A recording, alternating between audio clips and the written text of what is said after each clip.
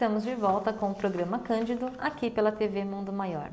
E se você quer falar conosco, tem alguma dúvida, alguma sugestão, entre em contato. O nosso endereço é candido@tvmundomaior.com.br. Rubens, a primeira pergunta aqui é do Rafael Aparecido de São Paulo. Ele diz que muitas casas espíritas condenam o assistencialismo. Porém, sabemos que Chico Xavier chegou até dar dinheiro para algumas pessoas. Qual era a visão de Chico Xavier sobre o assistencialismo? A visão de Chico Xavier sobre o assistencialismo, vez ou outra ele falava, estômago vazio não leva a lugar nenhum. Nós precisamos curar o estômago primeiro, para depois as coisas acontecerem. Tanto que no trabalho no abacateiro, ele fazia distribuição de pão e dava um dinheirinho, realmente, como o Rafael falou, ele dava um dinheirinho para complementar, que significava 1 litro de leite. Então ele dava o pão e o leite. Porque ele dizia que esse pessoal muito sofrido precisa, né? O corpo precisa do alimento, né? Precisa. Não adianta você querer pensar com o estômago vazio.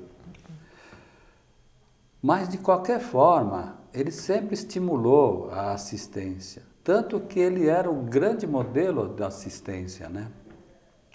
Ele é que fazia as coisas, ele fazia dissimuladamente. Quantas vezes eu percebia tirar um dinheiro do seu bolso, bem disfarçadamente, e eu já conhecia muito bem essa forma dele, né?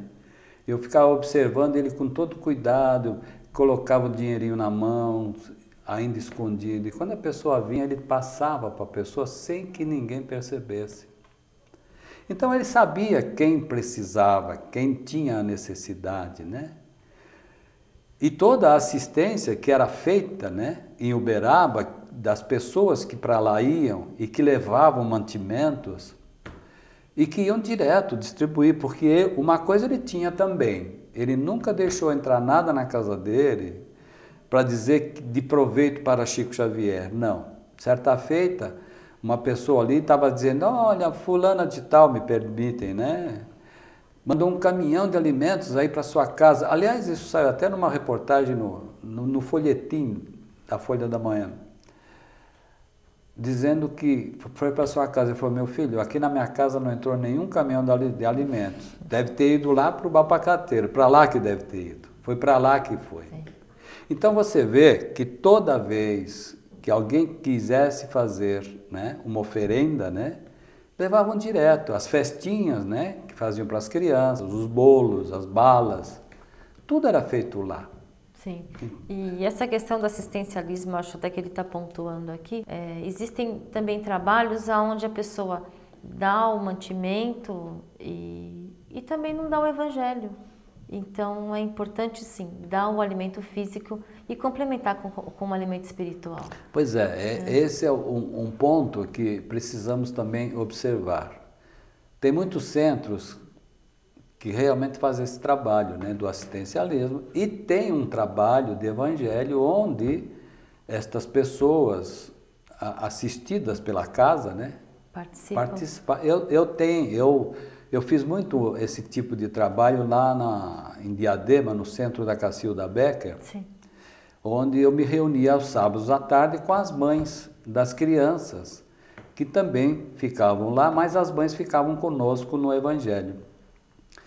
E as festas, os eventos todos que a gente fazia com que esta alegria também participasse a mãe. Então era um trabalho muito gracioso e muito gratificante. Então, não é só dar o alimento, nós precisamos aliar, né? Isso. Corpo e mente, né? E é aí que às vezes tem determinadas casas espíritas que condenam isto, mas também não fazem o suficiente para poder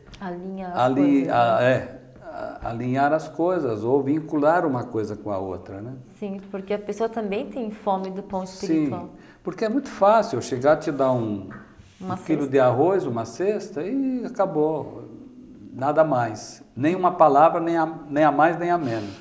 Nem vai com Deus, né? Nem o Deus te abençoe. Então a gente percebe que realmente o assistencialismo é necessário, porque nem todos têm a capacidade de poder se sobreviver. Mas também tem outro aspecto.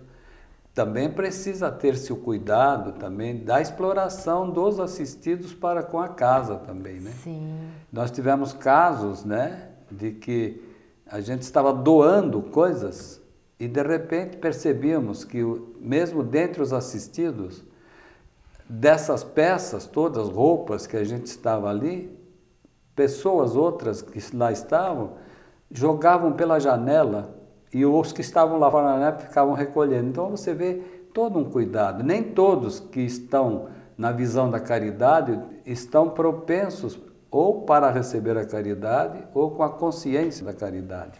Nessa hora a casa precisa muito da orientação dos mentores, de uma dúvida. reunião, de alguma coisa muito bem pautada, conversar mesmo, trocar ideias. Então, ver quem é o público assistido e o que aquele público precisa.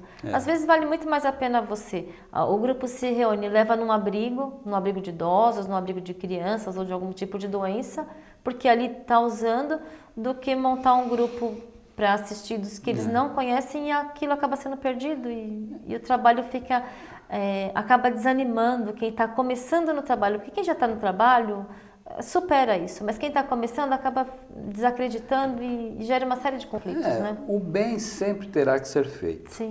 Né? As casas espíritas estão para isso. Sim. Por isso que o espírita hoje, me perdoe, né, a modéstia, é visto e tem como sinônimo que é caridoso. Né? Que é caridoso. Então a gente tem que entender isso. Mas nós não podemos criar polêmicas, né, em relação ao bem, né? Isso. Por isso, ajude. Agora, o que os outros vão fazer com a tua oferenda, o problema é deles, né? Não a dá tua pra consciência coordenar foi tudo, ajudar. né? Queridos amigos, nosso programa de hoje fica por aqui. Eu aguardo vocês na próxima semana. Fiquem com Deus. E é com Deus que nós estamos também partindo e desejando a você toda a sua bênção. A você, querido telespectador, a sua família, a sua esposa, seus filhos.